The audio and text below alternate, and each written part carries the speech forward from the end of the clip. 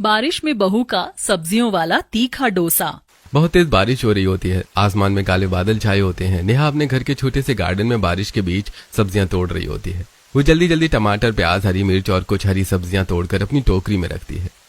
अरे बाप रे, आज तो बारिश रुकने का नाम ही नहीं ले रही। जितनी सब्जियां चाहिए फटाफट तोड़ लेती हूँ, वरना मैं पूरी तरह भीग जाऊंगी। नेहा सब्जियां लेकर जल्दी से घर के अंदर भाग जाती है। वो रसोई में जाकर सभी के लिए गर्मा गर्म चाय और प्याज आलू के पकौड़े बनाने लगती है। सभी लोग एक साथ बैठकर चाय और पकौड़े खाने लगते हैं। भाभी, बारिश में आपकी चाय और पकौड़े मिल जाएं तो। और चाय भी बिल्कुल कड़क बनाना। कुछ दिनों से लगातार बारिश पड़ रही है और मैं काम पर भी नहीं जा पा रहा हूँ। मुझे लगता है कि अब पेंट का काम बारिश के समय ढंग से चल भी नहीं पाएगा। शायद कुछ दिन काम पूरी तरह बंद ही रहेगा। तो कोई बात नहीं, कहीं और काम ढूंढ लेना। यहाँ नहीं हो रहा होगा तो शहर में देख लेना, कहीं ना कहीं तो काम मिल ही जाएगा। हाँ, कोशिश करूंगा। खाना खाने के बाद राघव काम की तलाश में घर से निकल जाता है। दोपहर के समय बारिश थोड़ी कम हो जाती है। तभी गांव की गली में एक डोसे वाला अपना ठेला लेकर आता है और जोर जोर से आवाज लगाने लगता है। डोसा ले लो, गर्मा गर्म डोसा ले लो, कुरकुरा स्वादिष्ट डोसा ले लो। धीरे धीरे आसपास की कई औरतें छतरियां लेकर उस डोसे वाले के ठेले के पास इकट्ठा होने लगती हैं। आज तो मैं भी डोसा लेकर आऊंगी। इतने दिनों से बारिश में घर का खाना ही खा रही हूँ। रिया अपनी गुल्लक लेकर आती है और उसमें से पैसे निकालती है। फिर छतरी लेकर बाहर जाती है और डोसे वाले से एक डोसा खरीदकर घर ले आती है। अरे आ जाओ सब, देखो मैं डोसा लेकर आई हूँ, सारे लोग मिलकर खाएंगे। बाहर बारिश फिर से तेज होने लगती है और अंदर पूरा परिवार गर्मा गर्म डोसा खाने बैठ जाता है। अरे वाह, ये तो बड़ा स्वादिष्ट बना रखा है। हाँ माँ, मैंने थोड़ा सा तीखा करवाया। बारिश में तीखा तीखा डोसा खाने का मजा ही अलग है। वहीं दूसरी तरफ राघव पूरे दिन की काम की तलाश में घूमता रहता है, लेकिन बारिश के कारण उसे कहीं भी काम नहीं मिलता। वो निराश होकर घर की तरफ जा रहा होता है। तभी रास्ते में उसे उसके दो दोस्त मिल जाते हैं। अरे राघव, कितने दिन हो गए तुमसे मिले हुए? आज चल कहीं बैठकर बात करते हैं। अरे यार, बारिश का मौसम है, कहाँ जाएंगे? वैसे भी मुझे घर पर कुछ काम है। अरे यार चल ना, थोड़ी देर बैठेंगे और फिर साथ में घर चलेंगे। दोनों दोस्त राघव को जबरदस्ती अपने साथ ले जाते हैं। थोड़ी देर बाद उसे एक ऐसी जगह पहुंचाते हैं जहां कई लोग जुआ खेल रहे होते हैं। हर टेबल पर चार चार लोग बैठे होते हैं और सभी पैसों के लिए जुए में व्यस्त होते हैं। यार, ये सब काम हमारे थोड़े हैं। हम तो गरीब आदमी हैं, हमारे लिए पैसा कमाना इतना मुश्किल होता है, फिर पैसे लौटाने के लिए कहाँ से लाएंगे? अरे तू पागल है क्या? हम इतने सालों से खेल रहे हैं। अरे हाँ भाई, इसमें जितने पैसे जाते हैं ना, कभी कभी उससे दुगने पैसे भी आ जाते हैं। किस्मत अच्छी हो तो लॉटरी लग जाती है। लेकिन मुझे ये सब नहीं करना, मुझे घर जाना है। अरे डर मत। हम तुझे खिलाएंगे। आज बस एक बार खेल कर देख। दोस्तों के बहकावे में आकर राघव जुआ खेलने बैठ जाता है। पहली बार ही मैं उसकी किस्मत साथ दे जाती है और वो काफी पैसे जीत जाता है। अरे वाह, मुझे तो बहुत सारे पैसे मिल गए बिना काम किए। कितने पैसे, ये तो बहुत अच्छी चीज है। राघव पैसे लेकर खुशी खुशी घर चला जाता है। अगले दिन भी बारिश के कारण उसे कोई काम नहीं मिलता। अब उसे अपने दोस्तों की बातें याद आने लगती है और वो दोबारा उसी जगह चला जाता है। इस बार भी वो जुआ खेलकर पैसे जीत जाता है। शाम को घर लौटते समय राघव को रास्ते में चाउमीन और डोसे का ठेला दिखाई देता है। वो तुरंत एक प्लेट चाउमीन और 2 प्लेट डोसा पैक करवा लेता है। आज घर सबको अच्छा खाना खिलाऊंगा। राघव घर पहुंचता है और खाने की पैकेट टेबल पर रख देता है। आज खाना बनाने की जरूरत नहीं है, देखो मैं चाउमीन और डोसा लेकर आया हूँ। ये तो बहुत अच्छी बात है, लेकिन इतने पैसे कहाँ से आ रहे हैं आपके पास? आप रोज रोज अलग अलग तरह का खाना लेकर आते हो। तुम बस खाना खाने पर ध्यान दो, पैसों की चिंता छोड़ दो। तुम्हें टेंशन लेने की क्या जरूरत है? लगता है इसे कोई काम मिल गया है, तभी तो इतना खुश रहने लगा है। मम्मी, अब मुझे एक ही काम पर निर्भर नहीं रहना है। अब मुझे धीरे धीरे आप लोगों को एक बड़े मुकाम पर पहुंचाना है। अरे वाह, हमारा बेटा तो बड़ी ऊंची बातें सोचने लगा है। घर वालों को बिल्कुल पता नहीं होता कि राघव के पास इतने पैसे कहाँ से आ रहे हैं। धीरे धीरे राघव रोज जुआ खेलने जाने लगता है और घर वालों से यह बात छिपाता रहता है। पड़ोस में शकुंतला को साउथ इंडियन खाना बनाना बहुत पसंद होता है और वो साउथ इंडियन होती है। जब भी वो घर पर डोसा बनाती है तो नेहा के लिए जरूर लेकर आती है। एक दिन बाहर तेज बारिश हो रही होती है। शकुंतला हाथ में डोसे की प्लेट लेकर नेहा के घर पहुंचती है। नेहा बेटा, देख तेरे लिए डोसा लेकर आई हूँ। तुझे मेरे हाथ का डोसा बहुत पसंद है ना? थैंक यू आंटी, जब भी आप डोसा बनाती हो मुझे कभी नहीं भूलती हो। भूलूंगी कैसे, तुझे मेरे हाथ का डोसा इतना पसंद है। शकुंतला अंदर आ जाती है। सभी लोग एक साथ बैठकर डोसा खाने लगते हैं। नेहा, पहले टेस्ट करके बता कैसा बना है। तू सही बोलेगी तभी मुझे पता चलेगा कि डोसा अच्छा बना है या नहीं। आंटी वाकई बहुत स्वादिष्ट बना है, बिल्कुल वैसा ही जैसा आप हमेशा बनाती हो। अच्छा फिर तो मेरी मेहनत सफल हो गई, अब मैं चलती हूँ। शकुंतला मुस्कुराते हुए वहां से चली जाती है। परिवार के सभी लोग एक साथ बैठकर डोसा खाने लगते हैं। बहू ये शकुंतला कितना अच्छा डोसा बनाती है। हाँ मम्मी, इनके हाथ में तो सच में जादू है।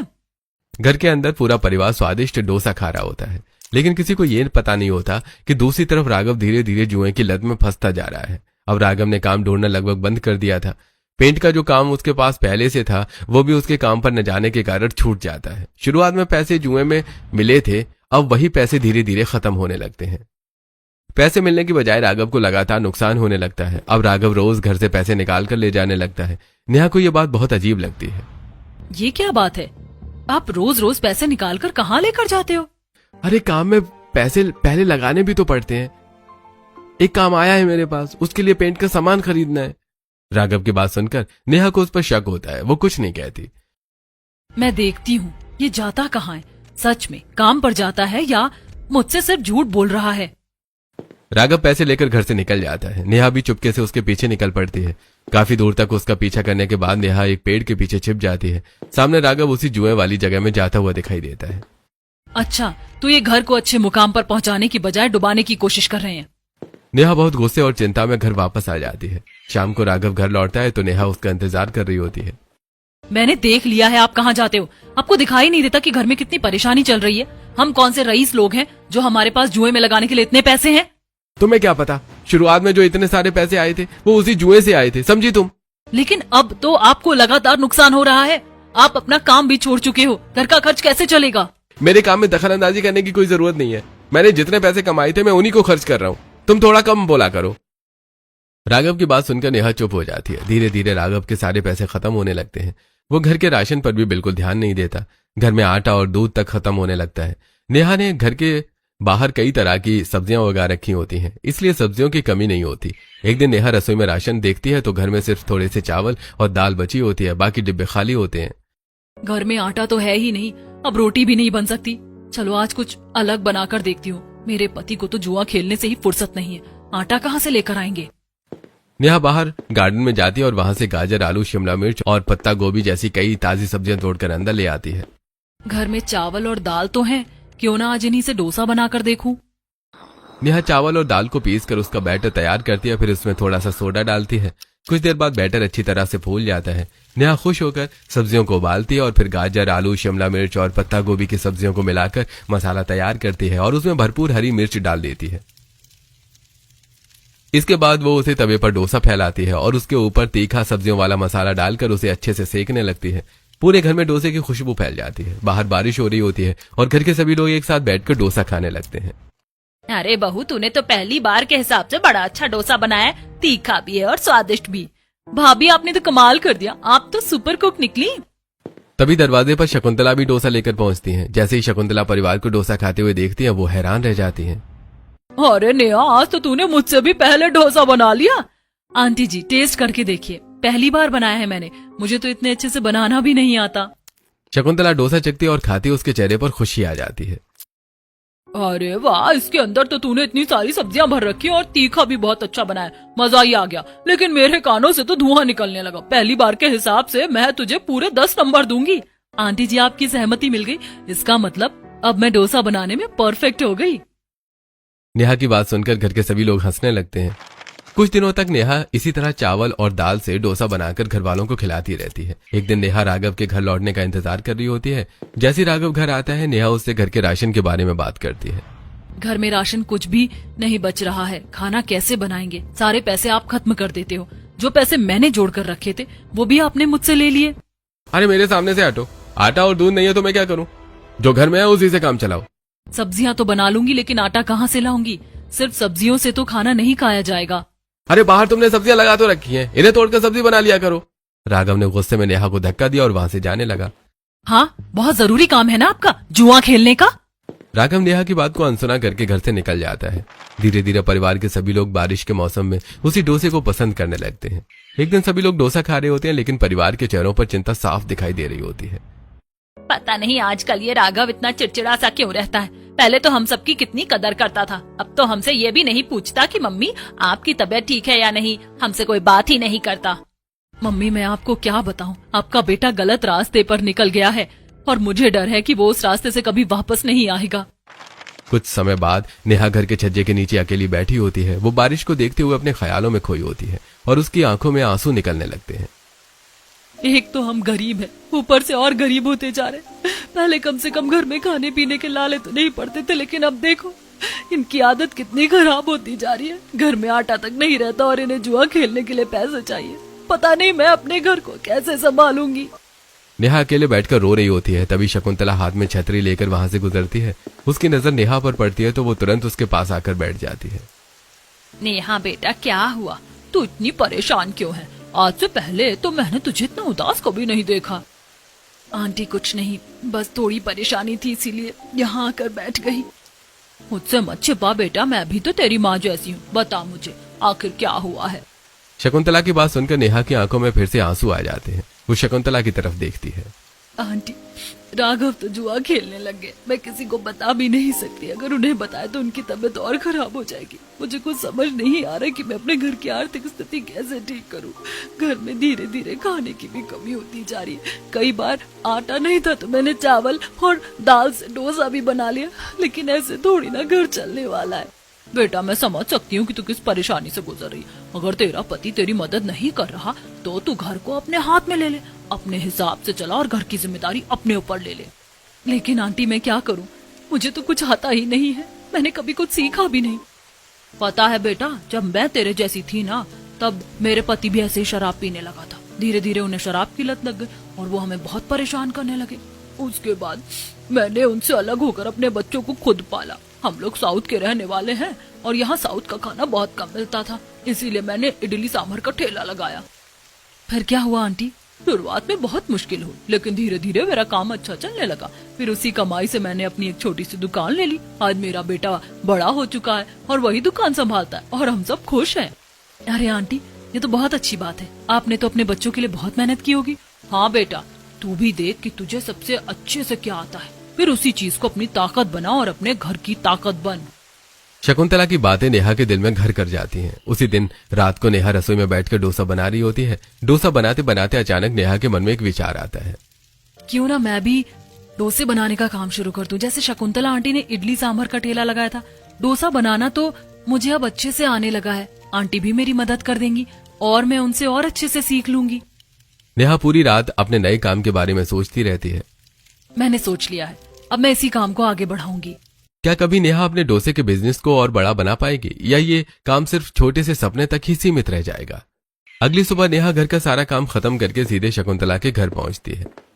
आंटी मैंने सोच लिया है कि मैं क्या कर सकती हूँ। मैं डोसे का ठेला लगाऊंगी। बारिश के मौसम में लोगों को गर्मा गर्म डोसा बहुत पसंद आएगा। हाँ बेटा, ये तो बहुत अच्छी बात है। वैसे भी यहाँ साउथ इंडियन खाने के बहुत कम ठेले हैं। डोसे का बस एक ही ठेला आता है और वो भी महीने में 2 बार। तू गांव के बाजार में ठेला लगा, लोग तेरा डोसा देखेंगे, खाएंगे और अगर उन्हें पसंद आएगा फिर धीरे धीरे तेरे ग्राहक भी बढ़ जाएंगे। ठीक है आंटी, आप बस मेरी थोड़ी मदद कर दो। हाँ बेटा चल, अभी रसोई में तुझे अच्छे से डोसा बनाना सिखाती हूँ। शकुंतला नेहा को अपनी रसोई में ले जाती है। वो उसे डोसे का बैटर तैयार करने का सही तरीका बताती है और तवे पर पतला और कुरकुरा डोसा बनाना सिखाती है। बेटा डोसा जितना पतला और कुरकुरा होगा लोग उतना ही पसंद करेंगे और मसाला भी सही मात्रा में रखना। इसके बाद शकुंतला उसे नारियल की चटनी और पुदीने की तीखी हरी चटनी बनाना भी सिखाती है। नेहा बार बार डोसा बनाकर अभ्यास करती है।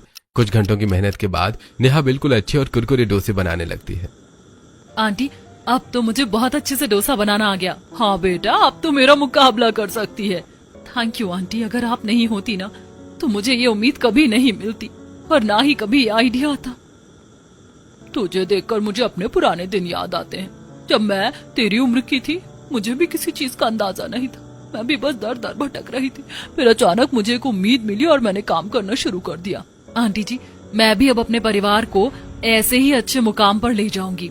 हाँ बेटा, मुझे पूरा विश्वास है कि तू जरूर करेगी। नेहा घर लौटकर अपनी सास कमला देवी और नंदरिया को अपने नए काम के बारे में बताती है। मम्मी, मैं सोच रही हूँ कि डोसे का काम शुरू करूँ। वैसे भी इनका पेंट का काम तो अब खत्म ही हो गया है। घर की आर्थिक स्थिति संभालने के लिए हमें कुछ तो करना पड़ेगा। भाभी आइडिया तो बहुत अच्छा है, मुझे भी डोसा बहुत पसंद है, मैं आपकी मदद करूंगी। लेकिन बेटा हमारे पास अभी पैसे तो है ही नहीं, ठेला और सामान खरीदने के लिए भी पैसे चाहिए होंगे। अगर पैसे नहीं हैं और किसी चीज को खरीद नहीं सकते तो हम उसे खुद बनाएंगे। भाभी ऐसा करते हैं, हम घर पर ही अपना खुद का ठेला बना लेते हैं। नेहा और रिया ठेला बनाने का फैसला करती हैं। दोनों गांव के बाहर से मजबूत लकड़ियां लेकर आती हैं और घर के बाहर लकड़ियां रखकर हथौड़ी और कीलों की मदद से ठेला बनाने का काम शुरू कर देती हैं। भाभी चाहे जितनी मेहनत करनी पड़े लेकिन अपना ठेला तैयार करके ही दम लेंगे। हाँ रिया, ये सिर्फ एक ठेला नहीं है, यही हमारे घर को दोबारा संभालने की पहली सीढ़ी है। दोनों पूरे दिन मेहनत करती रहती हैं, कभी लकड़ी काटती हैं, कभी उसे जोड़ती हैं और कभी हथौड़ी से कील ठोकती हैं। शाम होते होते उनका बनाया हुआ छोटा सा ठेला तैयार हो जाता है। भाभी देखो, हमारा ठेला तैयार हो गया। हाँ रिया, अब इसी ठेले से हम अपने घर की नई शुरुआत करेंगे। दोनों बहुएं अपने हाथों से बनाए हुए ठेले को देखकर मुस्कुराती हैं। रात को नेहा चावल और दाल भिगोकर रख देती है, साथ ही वो गाजर, आलू, शिमला मिर्च और पत्ता गोभी जैसी सब्जियों को काटकर अलग रख देती है। सुबह नेहा जल्दी उठती है और सबसे पहले चावल और दाल का बैटर तैयार करती है। उसके बाद सब्जियों को उबालकर उनका मसालेदार पेस्ट और डोसे की पिट्ठी तैयार कर लेती है। नेहा अपना ठेला लेकर घर से निकलती है। बाहर हल्की हल्की बारिश हो रही थी। वो गांव की गलियों में ठेला लेकर लोगों को आवाज लगाने लगती है। तीखा डोसा ले लो, गर्मा गर्म सब्जियों वाला तीखा डोसा ले लो। दूसरी तरफ राघव जुए की जगह बैठे पैसे हार रहा होता है। काफी देर बाद वो निराश होकर वहां से घर की तरफ निकलता है। रास्ते में उसे 2-3 गांव के लोग मिल जाते हैं। अरे भाई राघव, तू तो बस जुआ खेलने में लग गया और अपना पेंट का काम भी छोड़ दिया। तो तुम्हें इससे क्या मतलब है? अरे भाई मतलब तो हमें कुछ नहीं है, लेकिन तेरी बीवी ठेला लेकर बाजार में डोसा बेच रही है। तूने तो अपना घर भी उसी के भरोसे छोड़ दिया है। क्या तुम पागल हो गए हो क्या? ऐसा कुछ नहीं हो सकता। अरे जाकर देख ले। तेरी बीवी पूरे गांव में ठेला लेकर घूम रही है और डोसा बेच रही है। राघव ये सुनकर गुस्से में घर की तरफ चल पड़ता है। शाम को नेहा भी अपना ठेला लेकर घर लौट आती है। कुछ देर बाद राघव घर पहुंचता है और बाहर खड़े ठेले को देखकर उसका गुस्सा 7वें आसमान पर पहुंच जाता है। ये सब क्या हो रहा है मेरे पीछे? राघव गुस्से में ठेले को जोर से लात मार देता है और फिर घर के अंदर चला जाता है। नेहा उस समय चूल्हे के पास बैठकर खाना बना रही थी। राघव अंदर जाते ही गुस्से में नेहा को थप्पड़ मार देता है। तेरी हिम्मत कैसे हुई ये सब करने की? तू मेरे पीछे बाजार में ठेला लेकर घूमेगी? हाँ, लोग मेरा मजाक उड़ाएंगे और कहेंगे खुद तो कुछ करता नहीं और बीवी के टुकड़ों पर पल रहा है। जब आप कुछ नहीं करोगे तो हमें तो करना ही पड़ेगा ना, हम ऐसे भूखे थोड़ी मरेंगे। राघव गुस्से में नेहा को दोबारा मारने के लिए हाथ उठाता है। तभी कमला देवी उसका हाथ पकड़ लेती हैं। बहू पर हाथ उठाने की जरूरत नहीं है, खुद तो तू नकारा बन गया है, कम से कम इसे तो कुछ करने दे। हम अपनी बहू का साथ दे रहे हैं, अगर तू उसका साथ नहीं देगा तो हम उसके पीछे खड़े हैं। खुद तो पता नहीं पूरे दिन कहाँ रहता है, न पैसे कमा कर ला रहा है, न घर के राशन पानी को देख रहा है। हाँ भैया, आपको तो हमारी कोई परवाह ही नहीं है। अगर भाभी घर के लिए कुछ करना चाहती है तो करने दीजिए। राघव सबकी बातें सुनकर और भी गुस्सा हो जाता है। वो घर से बाहर निकलने लगता है। जो तुम सबको करना है कर लो, अब मुझसे उम्मीद मत रखना कि मैं इस घर में खर्च का एक पैसा भी दूंगा। हाँ जा जा, तेरा तो रोज का यही काम है, खुद घर के लिए कुछ करना नहीं है और जो कर रहा है उसे भी रोकना है। राघव गुस्से में घर से चला जाता है। उसके बाद अब वो नेहा से कुछ कहना बंद कर देता है। अब नेहा और रिया मिलकर ठेला चलाने लगती हैं। बारिश का मौसम होने के कारण दोनों गांव के बाहर अपना ठेला लगा देती हैं। ठेला पूरी तरह खुला हुआ होता है। तभी अचानक आसमान में काले बादल छा जाते हैं और तेज बारिश शुरू हो जाती है। उनके पास छतरी भी नहीं होती। बारिश का पानी सीधे डोसे के बैटर और सब्जियों में भरने लगता है। भाभी जल्दी चलो साइड में, वरना हमारा सारा सामान खराब हो जाएगा। नेहा और रिया जल्दी से ठेले को एक तरफ ले जाती हैं, लेकिन तब तक बैटर में काफी पानी भर चुका होता है। भाभी ये तो पूरा बैटर खराब हो गया, अब इस खराब डोसे को तो कोई भी नहीं खाएगा। आज का दिन तो हमारा पूरा खराब हो गया। दोनों खराब हुआ सामान समेट कर अपना ठेला लेकर घर लौट आती हैं। घर पहुंचते ही नेहा एक टीन की चादर निकालती है और उसे ठेले के ऊपर लगाने लगती है। अरे वाह भाभी, आपने तो बहुत अच्छा जुगाड़ कर दिया, अब इसके अंदर बारिश का पानी नहीं आएगा। हाँ दीदी, अब कम से कम बारिश हमारे डोसे को खराब तो नहीं कर पाएगी। अगले दिन दोनों फिर ठेला लेकर निकल जाती हैं। इस बार ठेला बारिश में सुरक्षित होता है और उसके ऊपर टीन की छत लगी होती है, लेकिन नेहा और रिया खुद बारिश में भीग रही होती हैं। दोनों पूरा दिन ग्राहकों का इंतजार करती हैं, लेकिन कोई भी उनके ठेले पर नहीं आता। आ जाओ, तीखा डोसा खा लो, गर्मा गर्म सब्जियों वाला डोसा खा लो। अरे हटो यहाँ से, हमें नहीं खाना तुम्हारा डोसा। वो आदमी वहां से चला जाता है। शाम तक एक भी ग्राहक नहीं आता। कुछ गांव की औरतें भी उनके ठेले के पास आकर उन्हें ताने मारने लगती हैं। देखो तुम्हारा पति खुद तो जुआरी बन गया और तुम्हें काम करने के लिए भेज दिया, अब तो यही इसके हिस्से का काम आएगा। अरे बेचारी क्या करी, एक तो गरीब है, ऊपर से पति भी बेकार, इस लड़की का कोई सहारा भी नहीं है। तीनों औरतें हंसने लगती हैं। रिया ये सुनकर चुप नहीं रहती। आप लोगों को क्या करना है? खुद तो अपने पति के पैसों पर पल रही हो और दूसरों को ताने मार रही हो। कम से कम मेरी भाभी अपने घर को संभालने की कोशिश तो कर रही है। रिया की बात सुनकर औरतें मुंह बनाती हैं और वहां से चली जाती हैं। ऐसे ही 2-3 दिन गुजर जाते हैं। नेहा और रिया रोज ठेला लगाती है, लेकिन एक भी ग्राहक उनके पास नहीं आता। दोनों लगातार मेहनत करती रहती हैं। एक दिन दोपहर के समय एक बूढ़ा गरीब आदमी उनके ठेले के पास आता है। उसके कपड़े पुराने होते हैं और वो बहुत कमजोर दिखाई दे रहा होता है। अरे बहन, अरे थोड़ा सा खाने को दे दो, बहुत भूख लगी है, 3 दिन से कुछ नहीं खाया। बूढ़े की बात सुनकर नेहा तुरंत एक प्लेट में गर्मा गर्म सब्जियों वाला डोसा लगाकर उसके सामने रख देती है। भाभी, इनसे पैसे तो ले लो। रिया, तुम्हें लगता है इनके पास पैसे होंगे? बेचारे इतने बूढ़े हैं। और कोई बात नहीं, अगर कोई बिना पैसों के भी खा रहा है तो कम से कम एक ग्राहक तो हमारे डोसे का स्वाद जान रहा है। हाँ भाभी, ठीक है। बूढ़ा आदमी डोसा खाना शुरू करता है। जैसे जैसे वो डोसा खाता है उसके चेहरे पर खुशी आने लगती है। अरे वाह बेटा, बहुत अच्छा बनाया है, मेरा पेट में तो जान आ गई। बूढ़े की आवाज सुनकर पास से गुजर रहे 2-3 लोगों का ध्यान भी ठेले की तरफ जाता है। वो वहां आकर डोसा मांगते हैं। अरे वाह, डोसा तो बड़ा अच्छा है, इतना तीखा है कि कानों से धुआं निकल गया। हाँ, लेकिन इसका स्वाद बहुत अच्छा है। अरे सच में ऐसा सब्जियों वाला डोसा मैंने पहले कभी नहीं खाया। पहली बार नेहा के ठेले पर कुछ ग्राहक आते हैं और उसे पैसे देकर डोसा खरीदते हैं। नेहा और रिया एक दूसरे की तरफ देखकर मुस्कुराने लगती हैं। उनके चेहरे पर कई दिनों बाद उम्मीद दिखाई देती है। अब नेहा ने अपने डोसे के काम को पूरी तरह संभाल लिया होता है।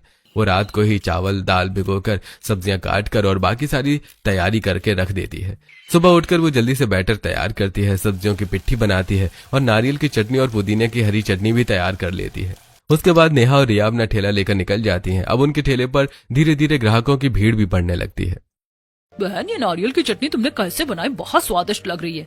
ये तो हमारी अपनी रेसिपी है, मैंने खुद बनाई है।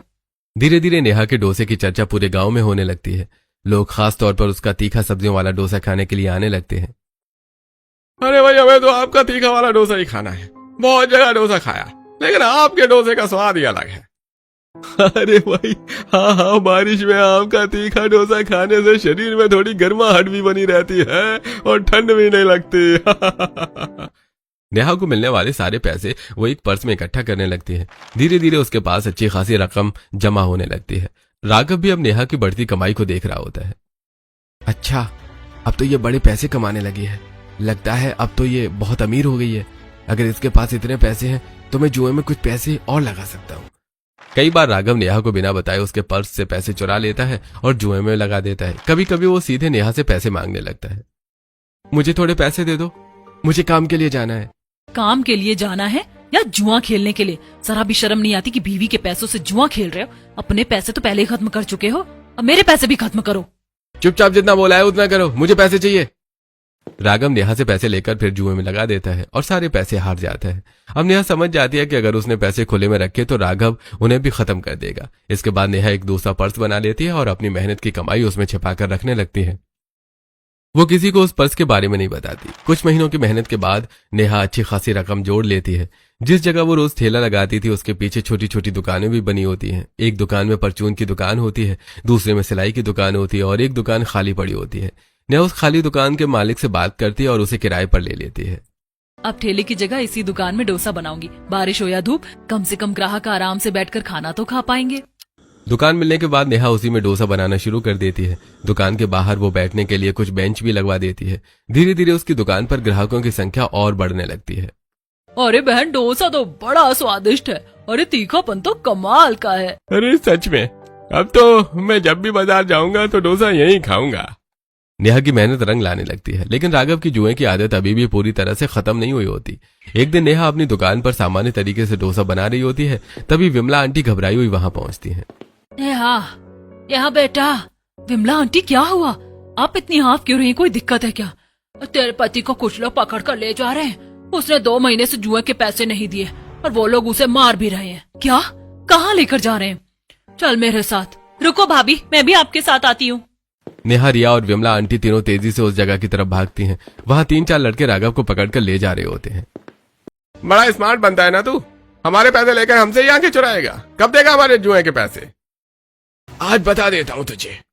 वो लड़का राघव को जोर से थप्पड़ मारता है। नेहा ये देखकर तुरंत अपने पर्स से पैसे निकालती है और उनके हाथ में रख देती है। मेरे पति को छोड़ दो, ये रहे आपके पैसे, बस इन्हें छोड़ दो। आज तो तुझे तेरी बीवी ने बचा लिया, वरना पता नहीं तेरा क्या हाल होता। दोनों लड़के पैसे लेकर वहां से चले जाते हैं। राघव कुछ पल चुप रहता है और फिर नेहा की तरफ देखता है। सही है, तुमने बचा लिया मुझे। आज थोड़े पैसे और दे दो, मुझे जुआ खेलने के लिए जाना है। भैया अब तो शर्म कर लो, भाभी ने आपको अभी बचाया है और आपकी आंखों में जरा भी शर्मिंदगी नहीं है। आप तो बहुत बेशर्म हो गए हो। अरे तू छोटी है, छोटी बंद कर रहे। राघव की बात सुनकर नेहा की आंखों से आंसू निकलने लगते हैं। आपने मुझे परेशान करके रख दिया है। अगर आप मेरा साथ नहीं दे रहे हो तो कम से कम मुझे परेशान तो मत करो। कम से कम इतना तो सोचो कि आपकी पत्नी पैसे कमा रही है, उन पैसों को घर में लगने दो। आप मेरे सारे पैसे जुए में मिट्टी में मिला रहे हो। जुआ खेलकर इतनी भी अकल नहीं है क्या आपको? तुझे जितना बोला है उतना कर, मुझे पैसे दे। राघव नेहा के हाथ से पर्स छीनने की कोशिश करता है। नेहा भी अपना पर्स बचाने लगती है। दोनों के बीच छीना झपटी होने लगती है। भैया भाभी छोड़िए, आप दोनों लड़ना बंद कीजिए।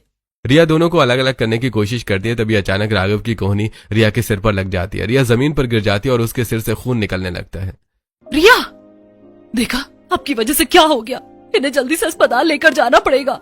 नेहा और राघव तुरंत रिया को ऑटो में बिठाकर अस्पताल ले जाते हैं। अस्पताल में रिया का इलाज शुरू होता है। इलाज के सारे पैसे नेहा ही देती है। डॉक्टर साहब बस मेरी नंद ठीक हो जाए, इससे ज्यादा मेरे लिए जरूरी कुछ नहीं है। 3-4 दिन बाद रिया अस्पताल से डिस्चार्ज होकर घर वापस आती है। घर के सभी लोग उसे लेकर घर पहुंचते हैं। इस घटना के बाद राघव को पहली बार अपनी गलती का एहसास होता है। नेहा, मुझे माफ कर दो, मुझसे बहुत बड़ी गलती हो गई। मुझे यह जुए का खेल कभी शुरू ही नहीं करना चाहिए था। मुझे तुम्हारा साथ देना चाहिए था, लेकिन मैंने तुम्हारी मेहनत की कमाई भी बर्बाद कर दी। कमला देवी गुस्से में राघव के गाल पर एक थप्पड़ मार देती है। तुझे अभी भी अकल नहीं आई? मेरी बहू ने कितना कुछ कर लिया, लेकिन तुम मेरे बेटे होकर भी एकदम नकारा बन गए हो। तूने आज तक अपने घर के लिए किया ही क्या है? राघव तो यह जुआ खेलना छोड़ दे, वरना एक दिन हमारा पूरा घर बर्बाद हो जाएगा। पापा, अब मैं कभी भी जुआ खेलने नहीं जाऊंगा। मैं नेहा का साथ दूंगा और उसकी मेहनत में उसका हाथ बटाऊंगा। अगले दिन से राघव सच में अपना व्यवहार बदल लेता है। अब वो नेहा के डोसे की दुकान पर काम करने लगता है। नेहा और रिया रसोई में मिलकर डोसा और चटनी तैयार करती हैं, जबकि राघव ग्राहकों को प्लेट लगाकर देता है और दुकान संभालने में मदद करता है। लीजिए साहब, आपका तीखा सब्जियों वाला डोसा। अरे भाई, अब तो दुकान और भी अच्छी चलने लगी है। डोसा भी स्वादिष्ट और सेवा भी बढ़िया। धीरे धीरे घर की आर्थिक स्थिति सुधरने लगती है। राघव जुए से पूरी तरह दूर हो जाता है और अपनी पत्नी का साथ देने लगता है। बाहर बारिश का मौसम होता है और दुकान के अंदर पूरा परिवार साथ बैठकर गर्मा गर्म डोसा खाता है। भाभी, आपका तीखा डोसा तो पूरे गांव में फेमस हो गया है। अरे ये सब तुम लोगों के साथ के बिना कभी संभव नहीं होता। और सबसे ज्यादा मेहनत तो तुमने की है। तुमने सिर्फ डोसे का ठेला नहीं लगाया था, तुमने हमारा पूरा घर संभाल लिया। सभी लोग हंसते एक दूसरे के साथ डोसा खाने लगते हैं। बाहर बारिश लगातार हो रही होती है और दुकान के अंदर परिवार के बीच खुशियां लौट आती हैं। अगर आपका पति भी किसी गलत राह पर निकल जाए तो क्या आप उसे समझाने की कोशिश करेंगे या फिर गलत रास्ते पर उसका साथ देंगे? अपनी राय हमें कमेंट में जरूर बताइए।